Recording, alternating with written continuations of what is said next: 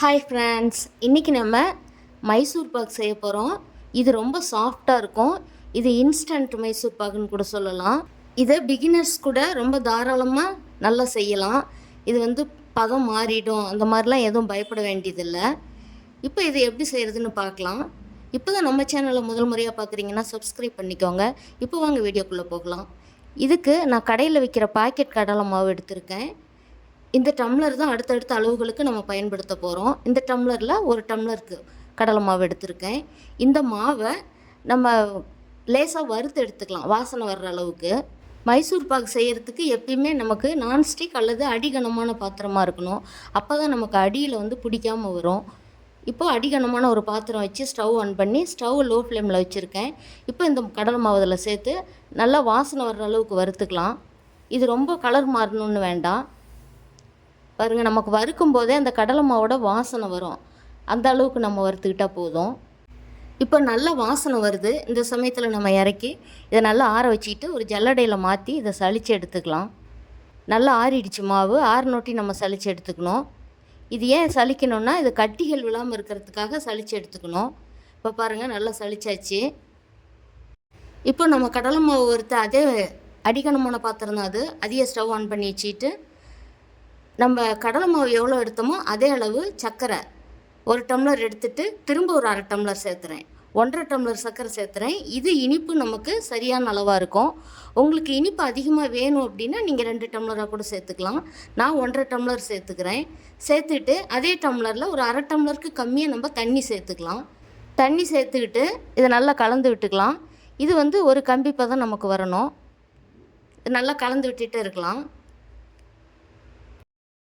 இப்போ நம்ம சளிச்சு எடுத்து வச்ச கடலை மாவை ஒரு பாத்திரத்துக்கு மாற்றி நான் எந்த இதில் கடலை மாவு எடுத்தனோ அதே டம்ளரில் அந்த கடலை மாவு எடுத்த அளவே 1 டம்ளர் அளவுக்கு நெய் இந்த கடலை மாவோடு சேர்த்து நல்லா இந்த நெய்யில் கட்டி விழாமல் இந்த கடலை மாவை கரைச்சி விட்டுக்கணும்.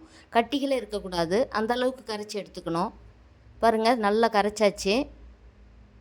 இந்த அளவுக்கு நல்லா கரைச்சி எடுத்துக்கணும்.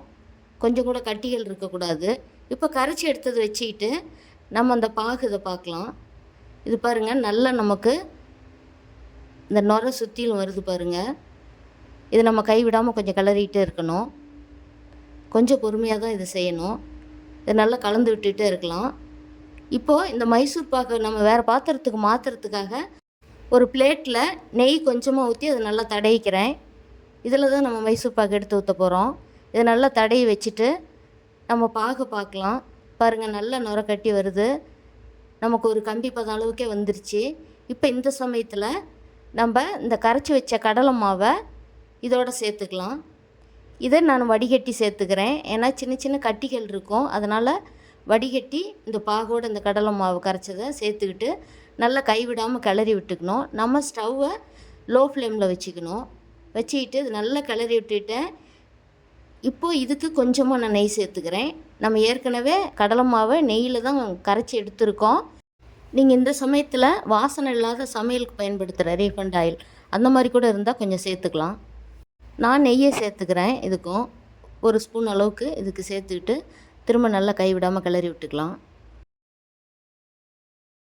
ஆனால் நெய் நமக்கு ஊற்றினதே தெரியாது. சர்க்கரை மட்டும் சுற்றிலும் அப்படியே மொறுமொறுப்பாக வரும். அதுதான் நமக்கு இந்த மைசூர் பாக்கோட பதம். அந்த சமயத்துக்கு நம்ம இதை எடுத்து ஊற்றிக்கணும். இப்போ பாருங்கள், நல்லா நமக்கு இந்த பதம் வருது. இந்த சமயத்தில் கொஞ்சம் நான் நெய் இதுக்கு சேர்த்துக்கிறேன். சேர்த்துக்கிட்டு திரும்ப இது நல்லா கைவிடாமல் கிளறி விடணும். அடுப்பை லோ ஃப்ளேம்லேயே வச்சுக்கணும். இது நல்லா கிளறி விட்டுகிட்டே இருக்கும்போதே நமக்கு நல்ல அந்த பதம் வரும்.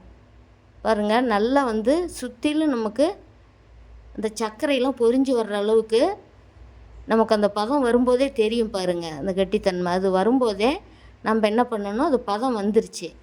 இப்போ நம்ம நெய் தடவி வச்சுருக்கிற அந்த பிளேட்டுக்கு இதை எடுத்து மாற்றிக்கலாம். மாற்றிக்கிட்டு இது நல்லா ஆற விடணும். ஆற விட்டுட்டு ஒரு அரை மணி நேரம் ஆற விட்டுட்டு நம்ம அதை கட் பண்ணி எடுத்துக்கலாம். நமக்கு அந்த மைசூர் பாகு பாருங்கள், எல்லாம் ஒன்று சேர்ந்து வருது. சுற்றிலும் நல்லா அந்த சர்க்கரையெல்லாம் மொறுமொறுப்பாகுது. இதுதான் நமக்கு பதம். இந்த சமயத்தில் நம்ம அந்த பிளேட்டுக்கு மாற்றிக்கலாம். மாற்றிட்டு இது கொஞ்ச நேரம் ஆற விட்டு இதை கட் பண்ணி எடுத்துக்கலாம். மைசூர் பாக்கு செய்கிறதுனாவே நிறைய பேருக்கு கொஞ்சம் பயம் இருக்கும், பதம் மாறிடும் அப்படின்னு. இது வந்து பயப்படவே வேண்டியதில்லை.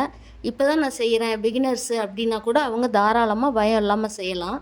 இப்போ நான் சொன்ன அளவுகளோட இந்த கிளறி எடுத்து ஊற்றும்போது அந்த பதம் மட்டும் நமக்கு சுற்றி அந்த சர்க்கரை வந்து பொரிஞ்சு வர்ற அளவுக்கு நல்லா நமக்கே தெரியும். அந்த ஸ்டேஜில் நம்ம ஸ்டவ் ஆஃப் பண்ணிவிட்டு எடுத்து மாற்றிக்கணும்.